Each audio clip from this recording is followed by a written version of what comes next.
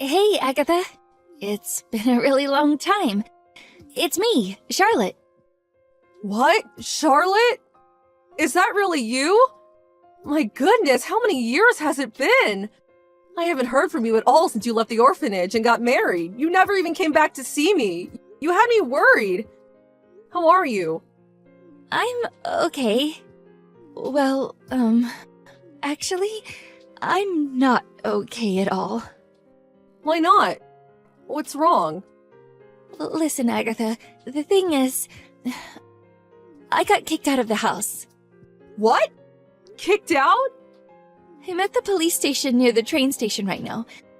They're letting me use one of their phone chargers. I was so desperate to contact you. I feel so embarrassed having to ask you this. But can I come back to the orphanage? I have nowhere to go after being kicked out. There's nowhere else I can stay and no one else I can turn to. I don't even know where I'm gonna sleep tonight. Oh, Charlotte, you poor thing. Of course you can. I'll have someone come out to pick you up immediately. Just stay where you are, okay? Thank you so much. What exactly do you mean when you say you got kicked out? This is all such a shock. Were things not going well at home? What the devil happened? My husband Dexter and his parents used to be so unbelievably kind to me. I felt like the luckiest girl in the world to have such wonderful people in my life. Until we got married. When we did, he asked me to quit my job so I could stay at home and support him. It didn't sound so bad at the time, but he asked me to move in with him and his parents, and that was when everything changed. All of a sudden, his mom and dad, who up until then had been the kindest people I'd ever met, started treating me like dirt. It was like living with demons. They said I was obliged to be their family servant because they, to quote them, gave my miserable life meaning by adopting me. They forced me to work like a dog every single day, from 3 a.m. in the morning to 12 midnight. I wasn't even allowed to take a break to sit down. All of my clothes and personal belongings from before I got married were either sold or thrown away.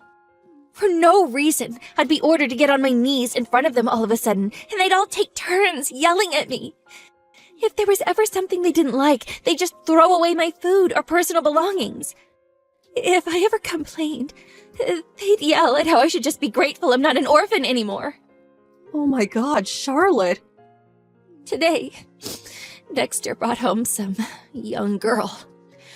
What use are you if you can't even have kids? You're an abject failure, you barren wasteland of a woman. You had a duty to provide me with sons, how dare you? You ungrateful witch. We should have just left you in an orphanage. These were just some of the things he yelled at me in front of his new girlfriend. When he was done making me feel like I wanted to curl up and die, he told me they were getting married and ordered me to leave. He basically kicked me out with nothing but the clothes on my back. I lost 10 kilograms due to stress since I moved in with him. He rejected me every time I tried to go near him. I can't even look at you as a woman, you're hideous, was his usual reaction. Oh my God! I can't believe you went through all this. As if bullying and emotionally abusing you wasn't enough, he cheated on you as well? No way! Was the reason I didn't hear from you since you got married because they confiscated your cell phone? No. Ironically, my cell phone was the only thing I did keep. I hid it because I didn't want them to sell that too. You gave it to me as a present when I left the orphanage, and it was the only thing I had that reminded me of you. There was no way I was gonna let them take it from me. I didn't have a charger, though. The reason I couldn't contact you all this time was because my battery was dead. The first thing I did after he booted me out was to look for somewhere I could charge my phone. So that's how I'm able to message you now. Oh God, what have they done to you, Charlotte? He will not get away with this. I'm so sorry to trouble you like this. Ugh, it's so embarrassing to have to rely on you like this despite being in my 20s now. Even if it's just until I can find a new job and somewhere to live. Please, can I live at the orphanage again for a little while?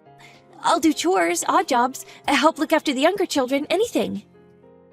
Don't be so silly. You don't have anything to apologize for. I'll always see you as my own daughter, and you'll always be welcome at the orphanage. If you want to come home, you can come home whenever you want to. What kind of mother would I be if I said anything otherwise? Agatha. Whether you find yourself to live or not, you can stay for as many months, or as many years as you like. This orphanage is your home. I'm an old dear, well into my 70s now, so it's probably more appropriate to call me your grandma than your mom. But I'll always be here for you, Charlotte. Never forget that. Thank you so much. I'll run you a nice hot bath and cook you some meatloaf and apple pie and custard.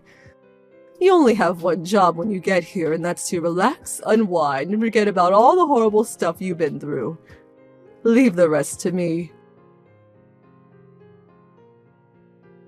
Good evening, Dexter. It's been a while. This is Agatha, the headmistress of the orphanage Charlotte grew up in. She just contacted me in great distress. It seems like we have some things to discuss. She told me everything about how you and your parents have been treating her like less than human, like your own personal slave since the moment you got married. On top of that, you cheated on her, brought your lover home and kicked Charlotte on the streets, didn't you? Tell me, did you ever think you were going to get away with such despicable behavior? It's obvious you've seen my messages. I can see the red marks, you know. If you can muster up the courage, you're free to respond at any time. Shut your mouth, you old hag! I don't know a frickin' thing about any of this crap. That psycho is just fantasizing. She's crazy, I tell you. You only have to look at her to see it's all true. She's emaciated and has huge bags under her eyes. She's in a constant state of anxiety and fear. All it takes is a door opening to make her jump out of her skin. How does that happen to a girl who was once so fit and healthy, so outgoing, vibrant, and bubbly? She was a picture of health when she left the orphanage. She barely weighs 40 kilograms now. Her clothes were all tattered and worn out, and she hardly even had any personal belongings. Like I told you, I don't know nothing about any of this. Anyway, even if I did do something to her, she was a miserable orphan and me and my folks were kind enough to adopt her. Which means we can treat her however we goddamn want to. Excuse me? Are you being serious right now?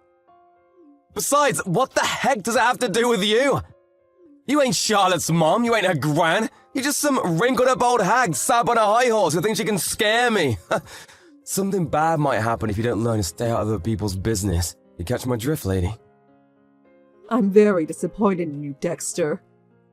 You seemed so sweet and kind when you came to introduce yourself before the wedding. I'm actually disappointed myself for not seeing right through you. As Charlotte's guardian, I have a duty to make you pay for what you've done, and pay you will. Are you prepared for the hell that's coming your way? Oh, I'm quaking in my boots! What's some wrinkled up old hag gonna do to me? You gonna chase me on your Zimmer frame? Write me a sternly worded letter? If you wanna do this, then let's do this! You wanna get taken down, lady? Great, it's settled then. I'll make sure you remember what you just said to me.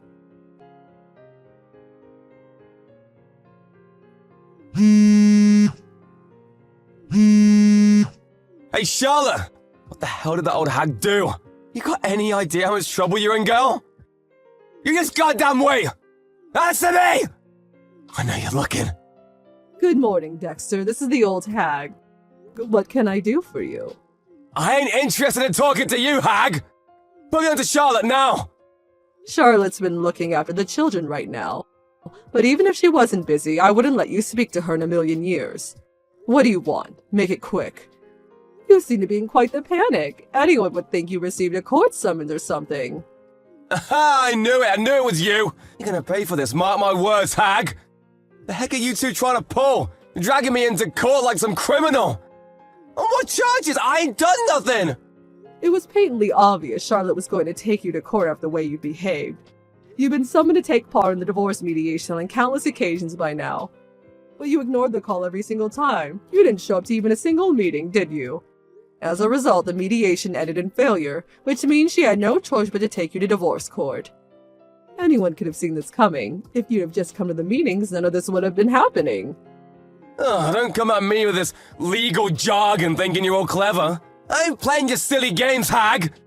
Why the hell should I have to go out of my way to go to court to deal with some miserable orphan's emotional issues? I ain't no shrink! If you got business with me, then you come to me. I'm a busy guy. You get me? Oh dear, you seem to be suffering from a severe deficient intelligence.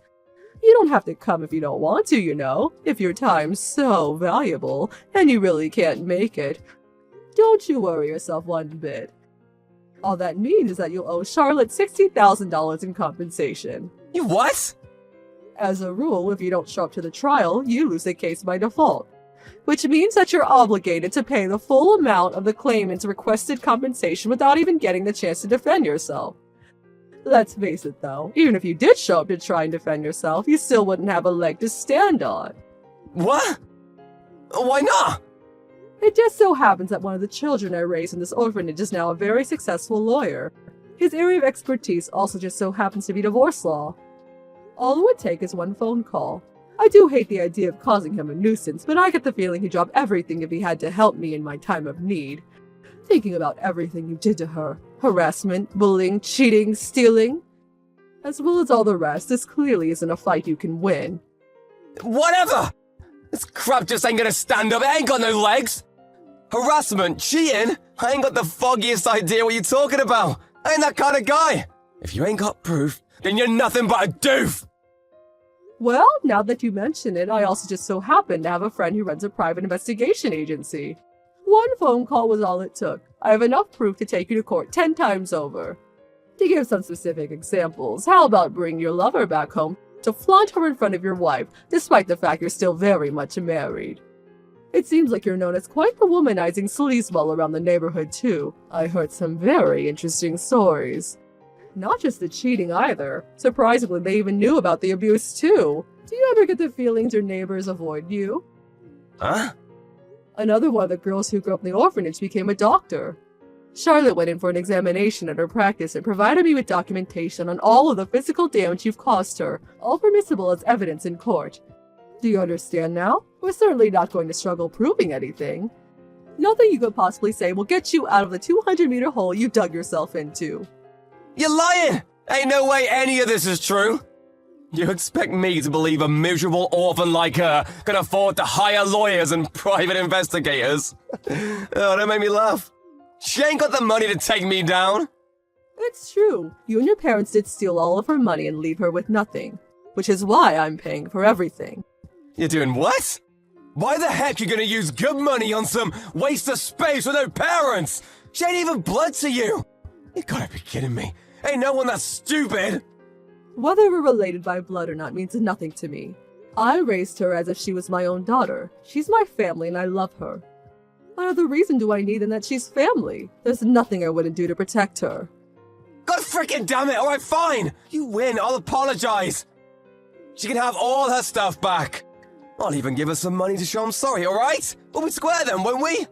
Do you seriously think you're getting off that lightly? Don't be so ridiculous. If we're going to do this, and we are going to do this, then we're going to do it properly. No one lays their hands on my daughter and gets away with it. You're going to regret being born when I'm finished with you, boy. Surely you knew this would happen when you decided to victimize and abuse my Charlotte. Surely you weren't stupid enough to believe there'd be no consequences. What?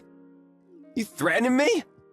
I might not look much, but believe it or not, I used to be the CEO of a major company. My son took over when I retired, and he's running the show these days. I still talk to him regularly when he needs help with management-related things. I'm kind of like his personal advisor. So what? You think I care about some crappy company? Did you know that that crabby company is your company's biggest client? Say what? I made a few recommendations to my son at the time you two got married, after I found out you worked in the same industry as us.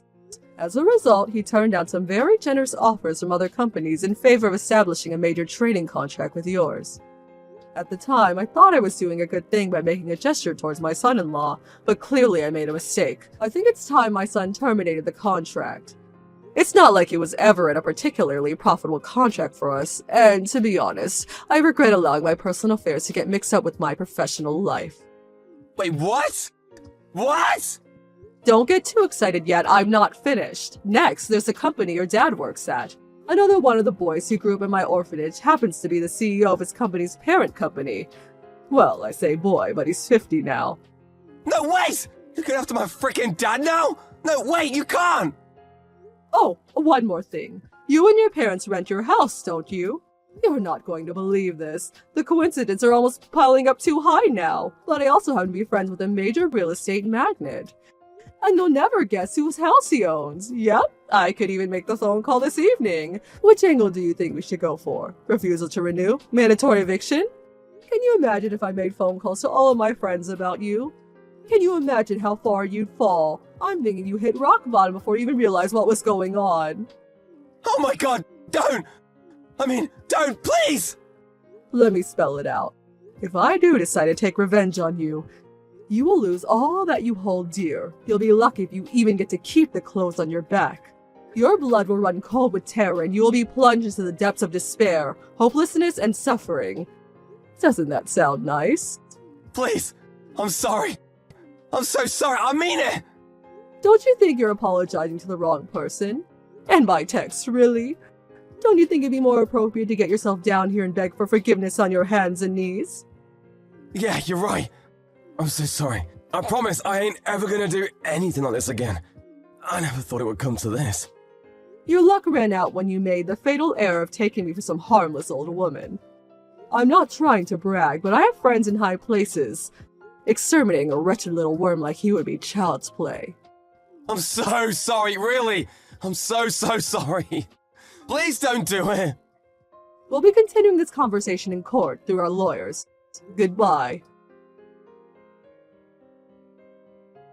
Immediately after that, Dexter and his parents rushed down to the orphanage in an attempt to apologize for their behavior. But the time for apologies has passed, and they were delusional to think otherwise. I told them they could apologize in court and sent them on their way. They would accept it and sat down on the floor outside the orphanage like petulant children, leaving me with no choice but to call the police. They quickly stood up and hightailed it out of there when they realized who I was on the phone, too. Obviously, Charlotte won the trial. Dexter and his lover were ordered to pay a combined total of $75,000 in compensation. In order to come with the money, he and his parents were forced to move out of the house and sell all of their personal belongings. To add insult to injury, his lover, furious about being dragged into such a catastrophic situation, broke up with him no sooner than the trial was over. Now, last I heard, Dexter and his parents are living in an apartment so cramped and tiny they're like rats huddled together in a cage. Between his company losing their biggest trading partner as a result of a few choice words of advice to my son, and his reputation as an abusive scumbag circulating around the office, his work life is now a living hell. I was astonished he didn't get fired, but in a way, this is actually more satisfying. He deserves everything he gets, so I can't say I feel bad for him. Charlotte's gradually returning to her old, vibrant, bubbly self while living at the orphanage. She's helping me out by looking after the children and doing various odd jobs while recuperating. Here's to the start of Charlotte's new life. She deserves to be happy.